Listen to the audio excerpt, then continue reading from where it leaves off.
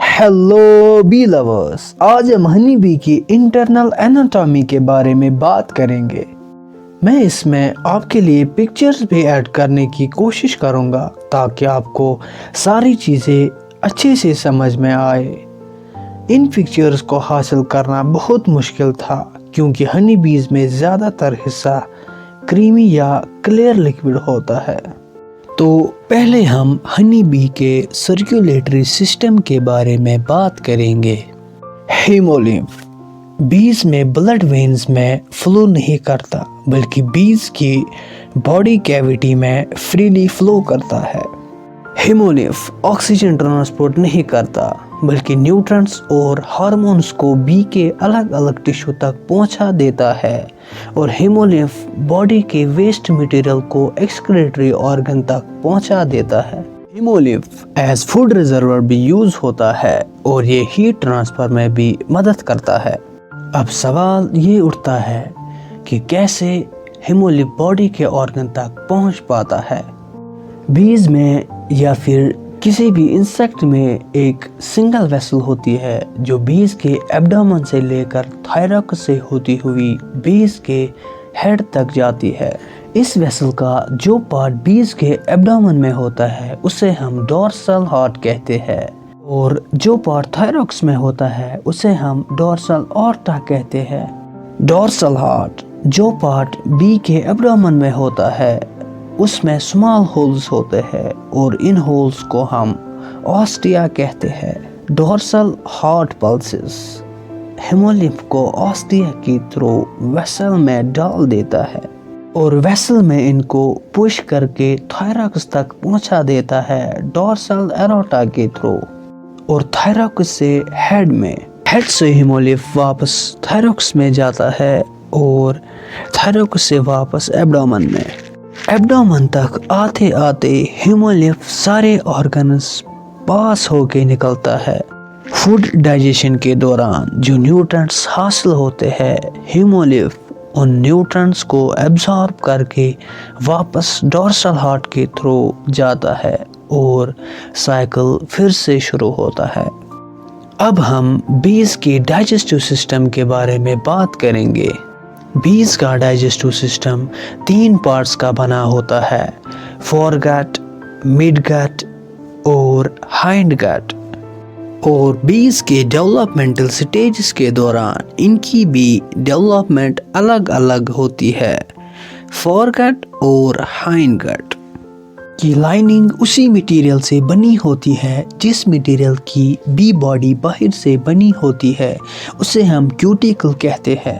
Practically अगर हम बात करेंगे फोरगट और हाइंडगट में न्यूट्रिएंट्स की अब्जॉर्प्शन नहीं होती क्योंकि क्यूटिकल लाइनिंग में से न्यूट्रिएंट्स पास नहीं हो पाते और मिडगट में क्यूटिकल लाइनिंग नहीं होती और इसकी मेन फंक्शन न्यूट्रिएंट्स को एब्सॉर्ब करना होता है।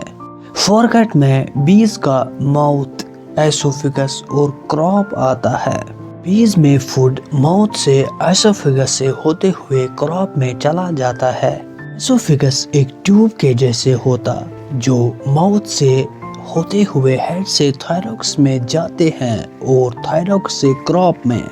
क्रॉप या फिर इसको हनी स्टमक भी कहते हैं। ये स्पेशल शेप का ऑर्गन होता है बी के एब्डोमेन में जो बी हनी स्टोर करने के लिए यूज करती है। जब बीज को फ्लावर्स से नेक्टर वापस हाइव में लाना होता है, जितना बी नेक्टर स्टोर करती है क्रॉप में, क्रॉप उतना ही एक्सपेंड होने लगता है। फोरगट और मिडगट के बीच में एक वॉल्यू होता है जिसे हम प्रोवेंट्रिकुलस कहते हैं जो क्रॉप के बिल्कुल एंड पे होता है।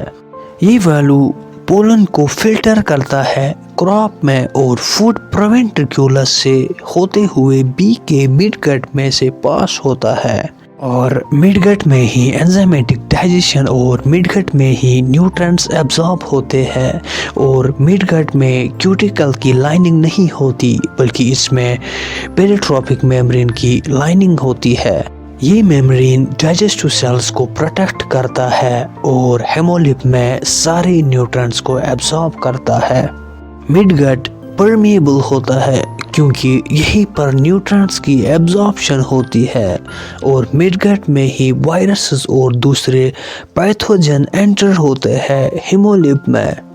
نوزما پیتھوجنز اور دوسرے وائرسز جیسے کہ نوزما ایپس اور نوزما سیرانا اسی مڈ گٹ کے تھرو انٹر ہوتے ہیں اور ڈائجسٹو ٹریکٹ کے ساتھ میں ہی مالفیگین ٹیوبس ہوتے ہیں۔ یہ مالفیگین ٹیوبس مڈ گٹ کے اینڈ پہ ہوتے ہیں۔ یہ مالفیگین ٹیوبس فریلی بی کی باڈی کیویٹی میں فلوٹ کرتے ہیں اور ان کا کام ہیمولپ میں سے ویسٹ مٹیریل کو باہر نکالنا ہوتا ہے۔ یہ مالفیگین ٹیوبس یورک ایسڈ پروڈیوس کرتے ہیں اور آسمو ریگولیشن یعنی کہ بی میں پانی کی مینجمنٹ میں مدد کرتا ہے۔ ہائنڈ گٹ لاسٹ پارٹ ہے ڈائجسٹو سسٹم کا اور اس میں الیوم اور ریکٹم آتا ہے۔ الیوم کو سمال انٹسٹائن بھی کہا جاتا ہے۔ یہ ایک چھوٹے ٹیوب کے جیسے ہوتا ہے جو مڈ گٹ کو ریکٹم کے ساتھ کنیکٹ کرتا ہے۔ ریکٹم امپورٹنٹ ہوتا ہے پانی، سالٹ اور دوسرے سبسٹنس کی ایبزارپشن کے لیے اور اس کے ساتھ ساتھ ویسٹ مٹیریلز کو باہر نکالنے کے لیے بھی ریکٹم ضروری ہوتا ہے۔ اس کے علاوہ ریکٹم میں چھوٹے چھوٹے حصے ہوتے ہیں جنہیں ہم ریکٹل پیڈز کہتے ہیں۔ یہ ریکٹل پیڈز 90% پانی کو واپس ایبزارب کر لیتی ہے جو پانی مالفیگین ٹیوبس نے ویسٹ کو کلیکٹ کرنے میں یوز کیا تھا۔ اب ہم بات کریں گے گلینڈولر سسٹم کے بارے میں۔ گلینڈولر سسٹم کی 4 فنکشنز ہوتی ہے۔ ایک فنکشن گلینڈولر سسٹم کے باڈی کے اندر اور باڈی کے باہر کمیونیکیشن ہوتا ہے۔ دوسری فنکشن اس کے فوڈ کو پروسیس کرنا۔ تیسری فنکشن ڈیفائن اور لاسٹ فنکشن گلینڈولر سسٹم کی ویکس پروڈکشن ہوتی ہے۔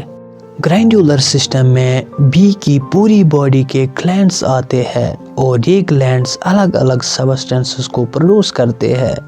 آج کے لیے بس اتنا ہی۔ اگر ویڈیو اچھی لگی تو لائک ضرور کرنا، شیئر کرنا دوسرے بی لورز کے ساتھ اینڈ سبسکرائب کرنا۔ And finally thanks for watching PKW۔